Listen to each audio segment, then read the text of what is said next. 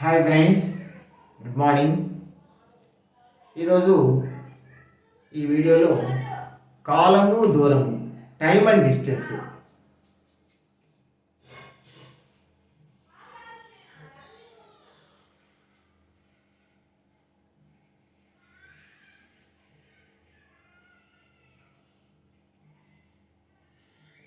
కాలము దూరము చాప్టర్ మీద మనం ప్రాబ్లమ్స్ చేద్దాం. దాని గురించి కొంత బ్రీఫ్ ఇంట్రడక్షన్ కూడా ఏంటంటే, దూరము ఈజ్ ఈక్వల్ టు వేగము ఇంటూ కాలం. దూరము ఈజ్ ఈక్వల్ టు వేగము ఇంటూ కాలం. మీరు ఎక్కడ దూరాన్ని కనుక్కోవాల్సి వచ్చినా సరే, డిస్టెన్స్ అది రెండు ప్రదేశాల మధ్య దూరం కానివ్వండి, లేకపోతే ఒక ట్రైన్ లెంగ్త్ కూడా దాన్ని డిస్టెన్స్గా పరిగణిస్తాం. ఒక ట్రైన్ లెంగ్త్ కనుక్కోవాలన్నా, లేదా ఒక ప్లాట్ఫామ్ లెంగ్త్ కనుక్కోవాలన్నా, ఒక బ్రిడ్జ్ లెంగ్త్ కనుక్కోవాలన్నా, లెంగ్త్ ఏదైనా సరే, ఏ లెంగ్త్ కనుక్కోవాలన్నా డిస్టెన్స్ కనుక్కోమన్నట్టు లెక్క, ప్లస్ రెండు ప్రదేశాల మధ్య దూరం అలా కనుక్కోమంటుంటాడు కదా, అలా కనుక్కోమన్నప్పుడైనా సరే డిస్టెన్స్ కనుక్కోమన్నట్టు. సో ఏ రకంగా అయినా సరే డిస్టెన్స్ కనుక్కోమంటున్నాడు అంటే మీకు వెంటనే గుర్తుపెట్టుకోవాల్సిన ఫార్ములా వేగము ఇంటూ కాలము. ఆ పర్టికులర్ ప్రాబ్లంలో కారు కానీ ట్రైన్ కానీ అవి ఎంత వేగంతో ప్రయాణిస్తున్నాయి, ప్లస్ ఆ నిర్ణీత ప్రదేశాన్ని చేరడానికి దానికి ఎంత టైం పట్టింది. సో వేగము ఇంటూ కాలము వేస్తే మీకు డిస్టెన్స్ వస్తుంది. So I tell you a small example. ఒక ట్రైను గంటకి 75 కిలోమీటర్ల వేగంతో వెళ్తుంది. గంటకు 75 కిలోమీటర్ల వేగంతో వెళ్తే 4 గంటల్లో అది ఎంత దూరం ప్రయాణిస్తుంది? 4 గంటలు ఎంత దూరం ప్రయాణిస్తుంది? సో ఇక ట్రైన్ వేగము గంటకు 75 కిలోమీటర్లు. ఆ రకంగా ఎంతసేపు ప్రయాణించింది? అది 4 గంటల సేపు ప్రయాణించింది. సో వేగము గంటకు 75 కిలోమీటర్లు, కేఎంపిహెచ్ అంటాం, కిలోమీటర్స్ పర్ అవర్, ఇంటూ కాలం. ఆ రకంగా ఎంతసేపు ప్రయాణించింది? అది 4 అవర్స్ ప్రయాణించింది. సో గంటకు 75 కిలోమీటర్ల చొప్పున 4 గంటల సేపు ప్రయాణిస్తే అది ఎంత డిస్టెన్స్ ట్రావెల్ చేస్తుంది? 75 ఇంటూ 4 వేస్తే మీకు 300 కిలోమీటర్లు వస్తుంది. 75 కిలోమీటర్స్ పర్ అవర్, దీని వెలాసిటీ. ఈ రెండు మల్టిప్లై చేస్తే అవర్స్ క్యాన్సిల్ పోయి 75 నాలుగులు మీకు 300 కిలోమీటర్లు. మీకు వచ్చే డిస్టెన్స్ ఎందులో ఉంటుంది? మీకు వచ్చే డిస్టెన్స్ కిలోమీటర్స్లో ఉంటుంది. ఆ రకంగా డిస్టెన్స్ కనుక్కోవాల్సిన ప్రతి చోట మామూలుగా maybe distance between 2 places, or a length of a train, or a length of a bridge, or a length of a platform. ఒక ప్లాట్ఫామ్ లెంగ్త్ కనుక్కోమంటారు. ఇట్లాంటి ఏ లెంగ్త్లు కనుక్కోమన్నా, ఏ డిస్టెన్స్ కనుక్కోమన్నా మీరు గుర్తుపెట్టుకోవాల్సిన అంశం ఏంటంటే దూరం కనుక్కోవాలి. ఇక్కడ ఈ పర్టికులర్ ప్రాబ్లంలో దూరము అంటే వేగము ఇంటూ కాలము. సో ఎంత వేగంతో ప్రయాణిస్తుందో అది చూసుకోండి, అలా ఎంత కాలం ప్రయాణించిందో అది చూసుకోండి. అవి రెండు మల్టిప్లై చేస్తే మీకు డిస్టెన్స్ వస్తుంది. This is first thing. అయితే ఇక్కడ మీరు మల్టిప్లై చేసేటప్పుడు ఈ వేగము కాలము యూనిట్స్ చూసుకోవాలి. యూనిట్స్ అంటే వేగం మీకు గంట కిలోమీటర్లలో ఉంటే, వేగము గంటకు కిలోమీటర్స్లో ఉంటే, అంటే కిలోమీటర్స్ పర్ అవర్లో ఉంటే, కాలం ఎందులో ఉండాలి? ఖచ్చితంగా అవర్స్లో ఉండేటట్టుగా చూసుకోండి. అవర్స్ క్యాన్సిల్ పోయి మీకు డిస్టెన్స్ ఎందులో వస్తుంది? కిలోమీటర్స్లో వస్తుంది. అట్లే కొన్నిసార్లు ఎలా ఉంటుందంటే వేగం మీటర్స్ పర్ సెకండ్లో ఉంటుంది. ఈ ట్రైన్ వేగము 15 మీటర్స్ పర్ సెకండ్. సో దీని వేగం 15 మీటర్స్ పర్ సెకండ్. సెకండ్కి 15 మీటర్ల వేగంతో పోతుంది. అయితే 20 సెకండ్స్లో అది ఎంత డిస్టెన్స్ పోతుంది? సో ఇక్కడ కూడా వేగము ఇంటూ కాలము. అయితే ఇక్కడ వేగం ఎందులో ఉంది? మీటర్స్ పర్ సెకండ్లో ఉంది. వేగం మీటర్స్ పర్ సెకండ్లో ఉన్నప్పుడు టైం ఎందులో ఉండాలి? టైం సెకండ్స్లో ఉండాలి. సో అప్పుడు మీకు సెకండ్స్ క్యాన్సిల్ పోయి డిస్టెన్స్ 15-20 300 మీటర్లు వస్తుంది. 300 మీటర్లు వస్తుంది. అంటే ఇప్పుడు మొత్తానికి మీరు చూసుకోవాల్సింది ఏంటంటే వేగము కాలము ఎలా ఉండాలంటే వేగం గంటకు కిలోమీటర్స్లో ఉంటే కాలం ఎందులో ఉండాలి, కాలం అవర్స్లో ఉండేటట్టుగా చూసుకోండి. అప్పుడు మీకు డిస్టెన్స్, అప్పుడు దూరం ఎందులో వస్తుంది, మీకు కిలోమీటర్లలో వస్తుంది. అట్లనే మీకు వేగం మీటర్స్ పర్ సెకండ్లో ఉందనుకోండి, అంటే సెకండ్కు 15 మీటర్ల చొప్పున ప్రయాణిస్తుంది అంటాడు. సెకండ్కు 15 మీటర్ల చొప్పున ప్రయాణిస్తుంది అంటే దాని వేగం ఎంత అన్నట్టు 15 మీటర్స్ పర్ సెకండ్. సో వేగం 15 మీటర్స్ పర్ సెకండ్లో ఉంది కాబట్టి టైం ఎందులో ఉండాలి, టైము సెకండ్స్లో ఉండాలి. ఆ రకంగా వేగం మీటర్స్ పర్ సెకండ్లో ఉన్నప్పుడు టైం సెకండ్స్లో ఉండాలి. అట్లే వేగం కిలోమీటర్స్ పర్ అవర్లో ఉన్నప్పుడు టైం అవర్స్లో ఉండాలి. ఈ పాయింట్ని కొంచెం take care of this point. ఈ పాయింట్ని గుర్తుపెట్టుకొని వేగము ఇంటూ కాలము మల్టిప్లై చేస్తే యూ గెట్ డిస్టెన్స్, దూరం వస్తుంది మీకు. ఆ దూరం ఏదైనా కావచ్చు. సో ఎప్పుడు డిస్టెన్స్ కనుక్కోవాలనుకున్నా సరే మీరు వేగము ఇంటూ కాలము చేస్తూ ఈ 2 పాయింట్లు గుర్తుపెట్టుకోండి. వేగము గంటకు కిలోమీటర్స్లో ఉంటే టైం అవర్స్లో ఉండాలి. వేగం మీటర్స్ పర్ సెకండ్లో ఉంటే టైం సెకండ్స్లో ఉండేట్టుగా కేర్ తీసుకొని మీరు డిస్టెన్స్ని కనుక్కోండి. ఓకే, సమ్ టైమ్స్ మీకు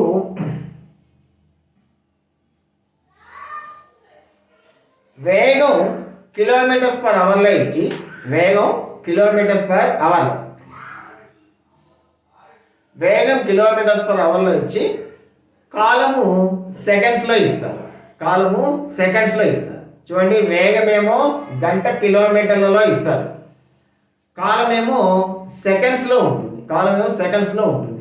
సో అటువంటిప్పుడు ఈ వేగాన్ని గంటకు కిలోమీటర్లో ఇచ్చిన వేగాన్ని మీరు మీటర్స్ పర్ సెకండ్లోకి మార్చుకుంటే అప్పుడు సెకండ్లు క్యాన్సిల్ పోయి మీకు మీటర్స్లో వస్తుంది దూరం.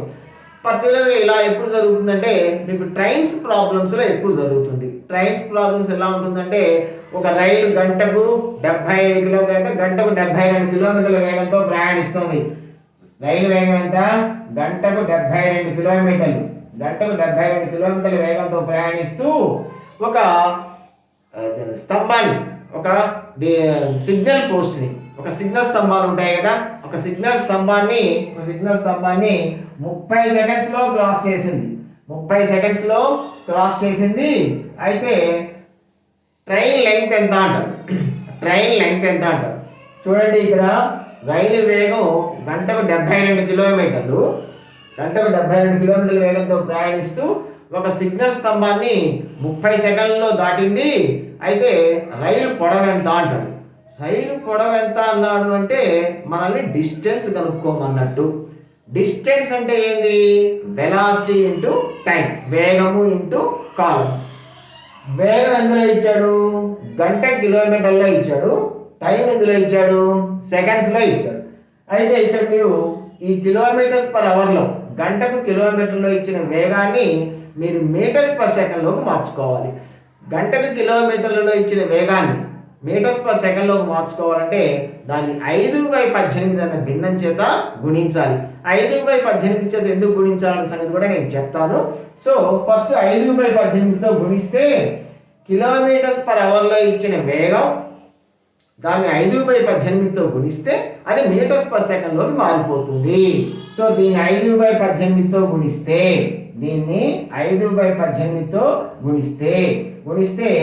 వేగం ఎందులోకి మారిపోతుంది, మీటర్స్ పర్ సెకండ్లోకి మారిపోతుంది. ఇప్పుడు ఇంకా టైం సెకండ్స్లో ఉంది కాబట్టి మనకి ఇబ్బంది ఏమీ లేదు. చక్కగా సెకండ్స్ క్యాన్సిల్ పోతుంది. 18 ఒకట్లు 18 4 72, 4 5 20, 20 30 600 మీటర్లు. సో ఈ రైలు పొడవు ఎంత అంటే 600 మీటర్లు. సో ఈ రకంగా మీరు ట్రైన్ లెంగ్త్ కనుక్కోవాలంటే కూడా ట్రైన్ ఎంత వేగంతో ప్రయాణిస్తుంది ఇంటూ అది ఎన్ని సెకండ్స్లో ఆ దీపస్తంభాన్ని, సిగ్నల్ పోస్ట్ని క్రాస్ చేసింది. అవి రెండు మల్టిప్లై చేస్తే మీకు దూరం వస్తుంది, రైలు పొడవు వస్తుంది. అయితే ఇక్కడ మీరు గుర్తుపెట్టుకోవాల్సిన అంశం, రైలు వేగం ఏమో గంట కిలోమీటర్లలో ఇచ్చాడు, టైం ఏమో సెకండ్స్లో ఇచ్చాడు. కాబట్టి ఈ కిలోమీటర్స్ పర్ అవర్లో ఇచ్చిన వేగాన్ని మీరు మీటర్స్ పర్ సెకండ్లోకి మార్చుకోవాలి. దానికోసంగా ఏం చేయాలి, మీరు 5/18 వేగాన్ని 5/18తో గుణిస్తే మీకు వేగం మీటర్స్ పర్ సెకండ్లోకి మారుతుంది. 5/18తో ఎందుకు గుణించాలన్న సంగతి ఇప్పుడు ఒక్క నిమిషం చూద్దాం మనం.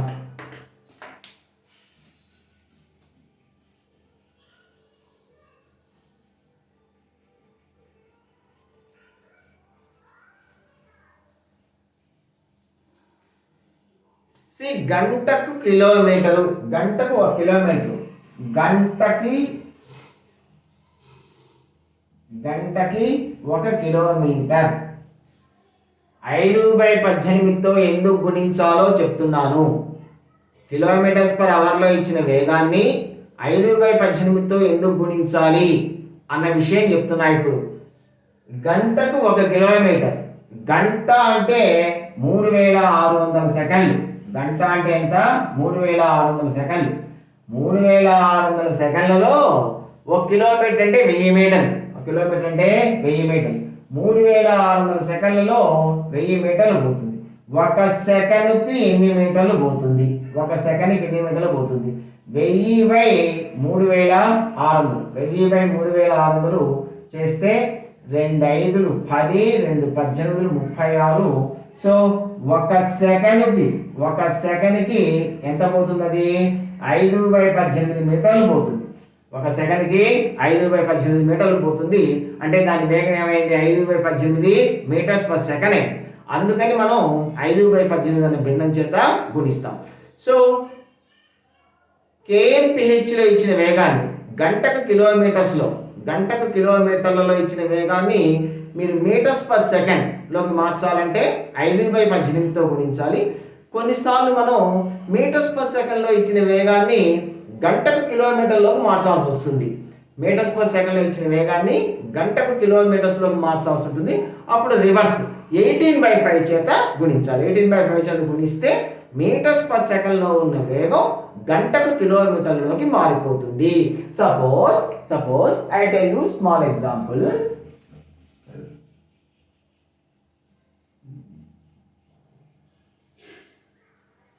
సో ఒక రైలు వేగం లేదా ఒక కారు వేగం, ఒక రైలు వేగం, దేని వేగమైనా సరే దాని వేగం 25 మీటర్స్ పర్ సెకండ్.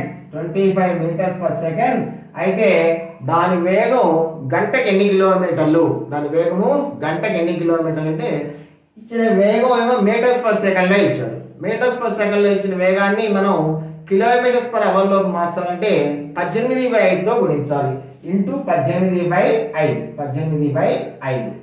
5 5లు 5 18లు 90. 18/5తో గుణించాం కాబట్టి మీటర్స్ పర్ సెకండ్లో ఉన్న వేగం దేంట్లోకి మారుతుంది? కిలోమీటర్స్ పర్ అవర్లోకి మారుతుంది. So KMPH kilometres per hour, 90 kilometres per hour దాని వేగం అవుతుంది. సో ఈ రకంగా ఆ 2 పాయింట్స్ గుర్తుపెట్టుకోండి. ఎందుకంటే మనకి ట్రైన్స్ ప్రాబ్లమ్స్ కానీ ఈ కాలము దూరము చాప్టర్లో మనం చాలా చోట్ల ఈ పాయింట్ని ఉపయోగిస్తాం. ఓకే,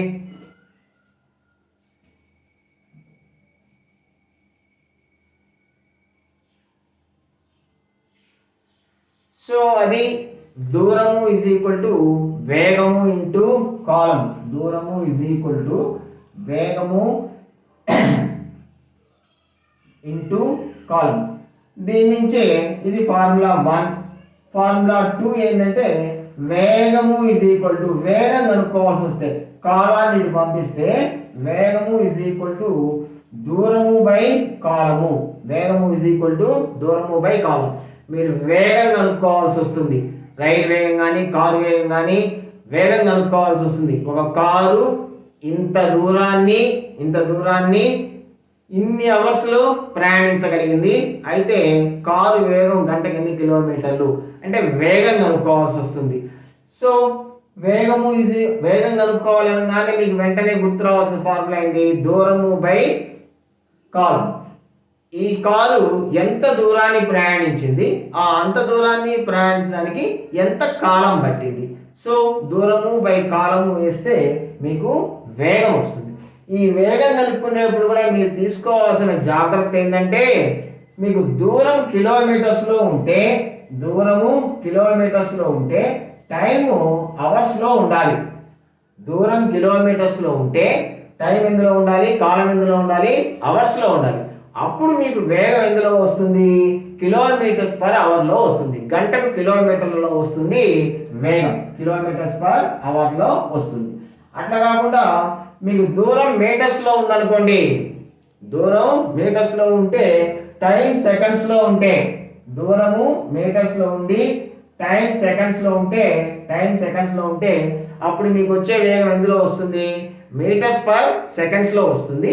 ఒకవేళ దాన్ని మళ్ళీ మీరు కిలోమీటర్స్ పర్ అవర్లోకి మార్చుకోవాలనుకుంటే 18/5 చేత మల్టిప్లై చేస్తే మీకు మీటర్స్ పర్ సెకండ్లో ఉన్న వేగం కిలోమీటర్స్ పర్ అవర్లోకి మారిపోతుంది. ఓకే, సో అది సెకండ్ థింగ్. మీకు వేగం కనుక్కోవాలంటే దూరము బై కాలము. అట్లనే మూడో ఫార్ములా కాలం కనుక్కోవాల్సి ఉంటే కాలము ఈజ్ ఈక్వల్ టు దూరము బై వేగము. సో కాలం టైం కనుక్కోవాలి. ఇంత పొడవు గల రైలు ఇంత వేగంతో ప్రయాణం చేస్తుంటే, అంటే మీకు దూరం ఇచ్చాడు, రైలు పొడవు ఇచ్చాడంటే మీకు దూరం ఇచ్చినట్టు. ఇంత పొడవు గల రైలు ఇంత వేగంతో ప్రయాణం చేస్తుంటే అది ఒక సిగ్నల్ పోస్ట్ని ఎన్ని సెకండ్స్లో క్రాస్ చేస్తుంది, లేదా ఎంత సమయంలో క్రాస్ చేస్తుంది అంటాడు. అంటే ఇప్పుడు మిమ్మల్ని సమయం అడిగాడు. సమయం అడిగినప్పుడు మీకు ఏంటి ఫార్ములా, దూరము బై వేగం. దూరం అంటే ఇక్కడ రైలు పొడవునే దూరంగా తీసుకుంటారు, రైలు పొడవే దూరం అవుతుంది. ఇక రైలు వేగము ఇస్తాడు. సో రైలు పొడవు దూరం తెలుసు, మీకు వేగం తెలుసు. దూరము బై వేగం వేస్తే మీకు కాలం వస్తుంది. అయితే మీరు తీసుకోవాల్సిన జాగ్రత్త ఏంది, దూరం జనరల్గా ఎందులో ఇస్తాడంటే కిలోమీటర్స్లో. మామూలుగా దూరం కిలోమీటర్స్లో ఉంటుంది, కానీ ఇక్కడ రైలు పొడవు ప్లాట్ఫామ్ పొడవు వచ్చేసరికి అవి అంత కిలోమీటర్స్ పొడవులో ఉండవు కదా. అందుకని రైలు పొడవు మీకు జనరల్గా మీటర్స్లో ఇస్తుంటాడు. రైలు పొడవు జనరల్గా కాదు, 99% జనరల్గా మీకు దూరం మీటర్స్లో ఇస్తుంటాడు. కానీ వేగం మాత్రం కిలోమీటర్స్ పర్ అవర్లో ఇస్తాడు. అప్పుడు మీరు కిలోమీటర్స్ పర్ అవర్లో ఇచ్చిన వేగాన్ని మీటర్స్ పర్ సెకండ్లోకి మార్చుకుంటే పైనేమో దూరం మీటర్స్, కింద ఇచ్చిన వేగాన్ని మీటర్స్ పర్ సెకండ్లోకి మార్చుకోండి. అప్పుడు మీటర్స్ క్యాన్సిల్ అయ్యి ఈ సెకండ్ పైకి వస్తుంది. కాలం మీకు ఎందులో వస్తుంది, సెకండ్స్లో వస్తుంది. కాబట్టి ముఖ్యంగా ఈ ట్రైన్స్ ప్రాబ్లం సంబంధించి, ఎందుకంటే ట్రైను ఒక సిగ్నల్ పోస్ట్ని దాటడానికి కానీ ఒక ప్లాట్ఫామ్ దాటడానికి కానీ సెకండ్స్ పడుతుంది కానీ గంటలు పట్టదు. కాబట్టి జనరల్గా మీకు అక్కడ టైము సెకండ్స్లోనే వస్తుంది. దూరం మీకు మీటర్స్లో ఇస్తారు, వేగం kmph ఇస్తారు. దాన్ని మీటర్స్ పర్ సెకండ్లోకి మార్చుకోండి, 5/18తో గుణించి. ఇక దూరము బై వేగం వేస్తే మీకు వచ్చే కాలము సెకండ్స్లో ఉంటుంది. ఈ రకంగా యూనిట్స్ విషయంలో జాగ్రత్తగా ఉండాలి. ఎందుకంటే కాలము దూరంలో ముఖ్యంగా యూనిట్స్ విషయంలో జాగ్రత్తగా ఉంటేనే మీకు రైట్ ఆన్సర్స్ వస్తాయి. ఊరకేదో దూరము ఈజ్ ఈక్వల్ టు వేగము ఇంటూ కాలం కదా అని చెప్పేసి అవి రెండు మల్టిప్లై చేస్తే ఇక్కడ కాలం ఏమో నిమిషాల్లో ఉండొచ్చు, ఇక్కడ వేగం ఏమో kmph ఉండొచ్చు. కాబట్టి ఊరగా రెండు మల్టిప్లై చేస్తే మీకు వచ్చే దూరం తప్ప ఆన్సర్ అవుతుంది. దూరం రావాలంటే వేగము ఇంటూ కాలం చేయాలి, ఫైన్. బట్ వేగం kmph ఉంటే టైం అవర్స్లో ఉండాలి, వేగం మీటర్స్ పర్ సెకండ్లో ఉంటే టైం సెకండ్స్లో ఉండాలి.